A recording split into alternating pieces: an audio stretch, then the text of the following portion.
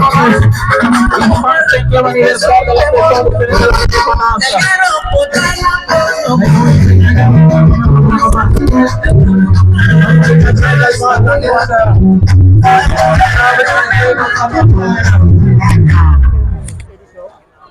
donc Ndeye Awa Dieng honorable ñu ngi lay jaajëfal bu baax a baax di la bàyyi kàddu gi merci beaucoup. asalaamaaleykum mbooloo mi ginnaaw bu ñu leen nuyoo ku nekk ci turam ak santam ñu ngi leen ñu masawu coono di leen di wax déwénati baal leen ñu ak baal ne leen ci weeru koor bu tedd bu ñu jugee ñoo ngi nuyu monsieur le sous-préfet de l'arrondissement de Ida Mouride monsieur Pape Dieng di nuyu tamit son adjoint monsieur Alpha Mayoro Ndiaye ñoo ngi leen nuyu bu baax di nuyu monsieur madame les maires di nuyu tamit monsieur les chefs du village distingués invités nuyu ne leen sant ne leen gërëm ne leen tey nag di bésu 4 avril yemook 4 avril yemook bés bu Sénégal moomee boppam ci biir ak ci biti moom boppam ci fànn bu nekk ci alalam ci kom ak ci lépp loo xamante nii rek Sénégal la démb nag déglu neen son excellence monsieur Bassirou Diomaye Diakhar Faye mu tenir discours boo xamante ni discours bu am solo la am yéene ci Sénégal am yéene defar Sénégal te yéene boobu nag ñun waa Saloum desuñ si ginnaaw benn yoon gis neen bu baax a baax cër bum ñu may ñun ñu dëkkee ci côté bi ñëw na fi bu yàggul def lancement projet Promaren loolu bokk ci Sénégal 2050 nga xamante ni day couvrir lu toll ci 30 000 emplois ndaw ñi gis seen bopp wàññi ndaw ñi nu ñuy demee bitim réew di jaar ci gaal bi dëkk ci dëkk bi tekkee ci dëkk bi dëkk ci dëkk bi bay ci dëkk bi le président Diomaye santaane ak le premier ministre Ousmane Sonko ñu gis mu wax ci école ci jàng mi wax tamit ci agriculture daaw bu jëlee réew mi ñoom motul sax ñetti weer yàlla ji taw te gis ngeen luñ ci def rawatina nag tey nga xam ne am nañ at ci réew mi bu yàlla ji tawaatee di leen bàyyiwaat xel bu baax baykat yi parce que ay doomi baykat leen ñoom école bi nag maa ngi lancé un appel suñu mbokk yi ñu bàyyi ndaw ñi ñu dem jàngi parce que mënuñoo wax souveraineté industrielle ba pare bàyyi xale yi ci kër gi mënta nekk génne leen xale yi ñu dem jàngi jàng yëpp a baax jàng yëpp a baax tey jigéen ñi lay waxal boo génnee fii di nga gis militaire bi nekk jigéen di nga gis médecin bi nekk jigéen di nga gis ministre bi nekk jigéen di nga gis directrice bi nekk jigéen kon bàyyi leen jigéen ñi ñu dem jàngi ndax ñu mën a amal njëriñ suñu gox bi man de maa nga assemblée nationale dama koy wax dama naan Koungheul da suñ ginnaaw ci direction yi parce que ñu ngi assemblée ñoo ngi recevoir ministres yi mais ministres yi lu ñuy bëri ànd ak seeni collaborateur góor ñi rek leen gis ci département Koungheul ñi ànd ak ñoom ànduñoo benn jigéen te loolu dafa war a jeex xale yi dem leen jàngi pour ñu moom suñu bopp ndaw ñi ñu des fii ci réew mi bay mën a am li nga xamante ni la ñuy jéggaani bitim réew ñu ngi jaajëfal ñëpp nag tey suñu kàddu du ci bari parce que dañoo am contentement ci président Bassirou Diomaye Diakhar Faye ni mu yoree réew mi ak le premier ministre Ousmane Sonko di tàllal ñëpp loxo pour ñu gunge leen ñu mën a yóbbu Sénégal fu ñu ko bëgg a yóbbu ñoom la fi yàlla teg ñu nar a doxal 5 ans kon ñun waa Saloum ñëw leen ñu may leen doole pour ñu mën a doxal réew mi pour projet Sénégal 2050 bi mën a dox te projet Sénégal 2050 bi bu doxee Fàccekeen dina dox Koungheul dina dox Kaffrine dina dox Sénégal dina dox ñu ngi gërëm ñëpp nag jigéen ñi président fàttewul leen autonomisation des femmes dafa jot yaakaar naa formation buñ jotoon a def Fass Cekkeen tey ay jigéen dañuy jugee Fass Cekkeen dem di former keneen feneen loolu la ñu woote xam-xam président Diomaye dafa woote liggéey jigéen ñi bu leen ci des ginnaaw seen financement yi dina ñëw te di ngeen liggéey incha allah duñu pare nag te remercier wuñu suñu jàmbaar yi militaires yi nga xam ne ren tam bi ñoom leen ko jagleel tey buñ tëddee di nelaw wala bu ñemee ci àll bii nii ginnaaw yàlla ak ñoom la bu doonutoon militaires yi fii kenn du ñemee fàkk tëdd kenn du ñemee tëdd nelaw kon dañ leen ñu delloo njukkal ñëpp corps armée bi yëpp delloo ne leen njukkal ak seen temu ren bi am solo lool ñu ngi sant di gërëm population Koungheul ak arrondissement wu Ida Mouride bi yëpp bàyyiwuñu kenn di wax ne bonne fête à tout le monde merci beaucoup jërëjëf. Merci. Il est également l'autorité qui contrôle et qui met sous contrôle toutes les activités, en tout cas des autorités municipales. Je pense que nous allons accueillir cette fois-ci le sous-préfet de l'arrondissement de Ida Mouride. Que je demande d'applaudir très fort. Écoutez, cette fois-ci, parce que cette fête est la vôtre. Nous allons vous écouter également, malgré que nous en faisons partie. Cette population, de cette franche population d'arrondissement de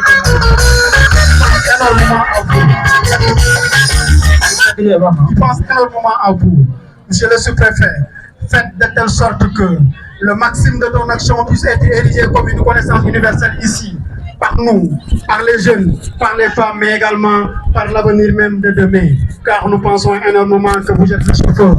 Malgré qu'il peut y avoir plusieurs chauffeurs, mais qu'il ne peut y avoir qu'un seul conducteur dans une voiture. Monsieur le sous-préfet Papien, nous allons vous accueillir avec tous les honneurs. Vous avez la parole.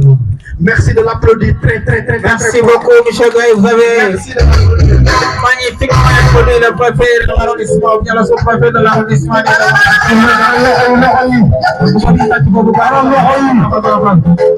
Merci Didier. Monsieur l'adjoint au sous-préfet de l'arrondissement de Ida Mouride, monsieur le maire des communes de Fass Cekkeen, Ida Mouride, Saly Escale, honorable député, ma sœur Ndeye Awa Dieng, monsieur le président d'association de chefs de village, mesdames, messieurs les conseils municipaux, mesdames les présidentes d'associations de femmes, messieurs les présidents d'associations de jeunes, mesdames, messieurs les présidentes ou les représentants des OCD, des organisations communautaires de base, messieurs les chefs de services locaux, chers enseignants, chers infirmiers, chefs de poste, notabilités religieuses et coutumières, chers élèves, population de Ida Mouride. Il y a un vieux dicton qui dit quand on parle le dernier, il y a deux choses. Soit on se tait, soit on se répète. Et ce que j'ai entendu de mes prédécesseurs en termes de discours me rassure. Je voudrais donc vous dire le plaisir que j'éprouve en venant ici, présider cette importante cérémonie qui marque notre accession à la souveraineté internationale. Elle coïncide avec la fin du mois béni de Ramadan, un mois de pardon, de charité, mais aussi et surtout d'entraide. Que cet esprit de paix, de concorde et de solidarité que porte ce mois béni de Ramadan puisse raffermir nos liens de concorde et de stabilité sociale sur toute l'étendue du territoire national. Chers populations de Ida Mouride, quand je dis Ida Mouride, c'est l'ensemble de l'arrondissement de Ida Mouride, les trois communes y compris. En ce moment solennel, je salue la forte mobilisation des populations de l'arrondissement en général et celle de Fass Cekkeen en particulier. Chères populations, à travers cette forte mobilisation, vous avez témoigné votre engagement, votre attachement aux valeurs républicaines.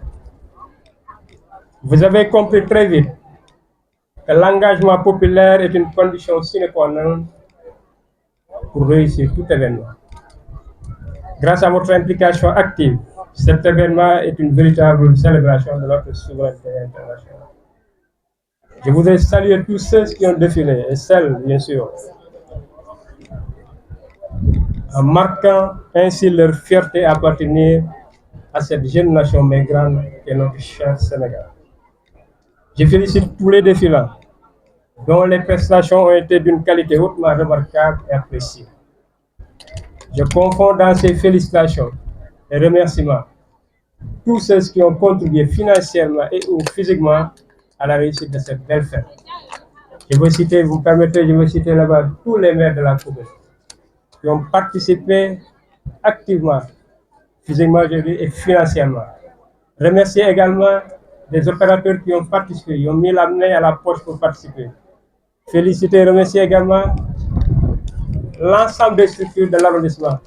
qui ont mis la main à la poche pour nous permettre de réussir cet événement. Donc, chers participants, comme je l'ai dit lors du CLD, tous ceux qui ont participé recevront de nous des lettres de remerciement. C'est pour vous témoigner de notre fierté, mais également de notre reconnaissance à eux. Chers amis, chères populations, le thème retenu pour cette édition, vers la souveraineté technologique et industrielle des forces de défense et de sécurité. Ce thème nous fait penser aux enjeux contemporains de notre pays. Et la souveraineté industrielle et technologique est une réponse aux aspirations de notre cher Sénégal à se renforcer à tous les niveaux, d'où la nécessité de se doter d'outils technologiques modernes pour assurer la sécurité du pays, mais aussi et surtout la protection de nos ressources. Ce thème également est une invite aux populations, plus particulièrement aux jeunes, à s'inspirer des forces de défense et de sécurité en vue d'être des citoyens imbus de valeurs civiques et citoyennes au service de l'intérêt général, aptes à conduire le développement économique et social du pays. Vive le Sénégal, vive le bambou, vive l'arrondissement de Mouride. Je vous remercie de votre aimable partage. mbokk yi jullit yi ñu ngi ginnaaw bi ñu sant yàlla julli ci Yonent bi sallallahu alayhi wa sallam ñu leen di nuyu nuyoo bu am commencement waaye amul fu mu yem di am mbégte lool nag ñëw fii mu di sama première sortie pour présider cérémonie bii nga xam ne mooy marqué suñu accession à la souveraineté internationale. li ma njëkk a seetlu mooy mobilisation bu mucc ayib commencé ko ci xale yi ba ci 3e âge léegi bi may lim ñi fi neew maa ngi fàtte lim président association des handicapés jaar na kër ga monsieur le président maa ngi lay sant di la gërëm di la jox sa wàccuwaay. donc may wax ne ñi nga arrondissement bi yëpp couche yëpp ñëw na fi fekkee si fête bi ñu koy rafetlu lool. comme ni ko ñenn ci samay prédécesseurs wax ñi ma njiitu ci kaddu gi fête bi fête nationale lañ ko tuddee fête soldats yi la mais également fête xale yi mais fête population bi donc su ma ñëwee fii muy sama première sortie bu présider cérémonie ba ma gis ne muy góor muy jigéen muy mag muy ndaw ñëpp ñëw nañu wuyu si ñu défilé fi défilé bu nekk malgré ni naaj bi tàngee malgré ni nga xam ne aussi tey àjjuma la mais kenn yëngatul vraiment dañuy def ñu sant ci yàlla mais également gërëm na yéen wax ne yaakaar naa ku déglu démb discours président de la république mu discours bu am solo bu mucc ay di ñaax xale ci jàng di ñaax nit ñi également ñu jubóo booloo nekk benn parce que réew mi benn la kenn mënu ko toj léegi maa ngi dégg DJ bi muy def prestation mu koy wax réeroo mënut a ñàkk mais fu ñu toogee waxtaan je pense danañ mën a trouver des solutions. te Sénégal loolu bokk ci li nga xam ne da koy dëgëral lu problème tàng lu mu métti lu mu jaxasoo suñu toogee waxtaan rek yaakaar naa solution lañ génn. donc invite boobu dinaa ko lancer également population yi jafe-jafe du am du ñàkk réeroo du ñàkk mais fu mu amee rek nañ privilégier le dialogue. donc en tout cas ñun suñu action de tous les jours ça s'inscrit dans ce cas. faire de telle sorte que population nekk ci benn ñu jublu ci l'essentiel c'est l'essentiel mooy defar suñu réew yaakaar na ñu fi toog ñi ñëpp ku ci nekk loolu mooy yéeneem loolu mooy bëgg-bëgg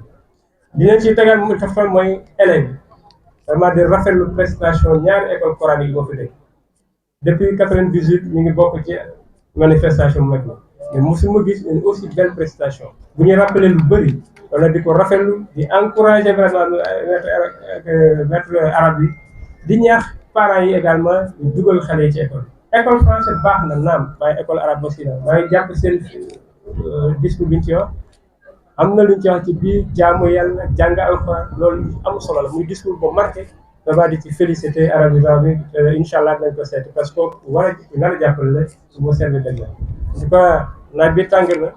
te tey aljuma am na kilifa fi nekk bëgg julli juma du ñu guddal parce que ñu ma prédécé yëpp wax nañ ci wax boo xam ne mucc ay su ma waxatoon sax jël seen wax yooyu teg na mel ni waxtaan di sant ñëpp di gërëm ñëpp di gërëm nag surtout comité d' organisation vraiment le comité d' organisation du ma cité parce que ñoom dina leen recevoir incha allah parce que bi ñuy commencé fii il fallait ñu xam au niveau national lan la ñuy désigner orientation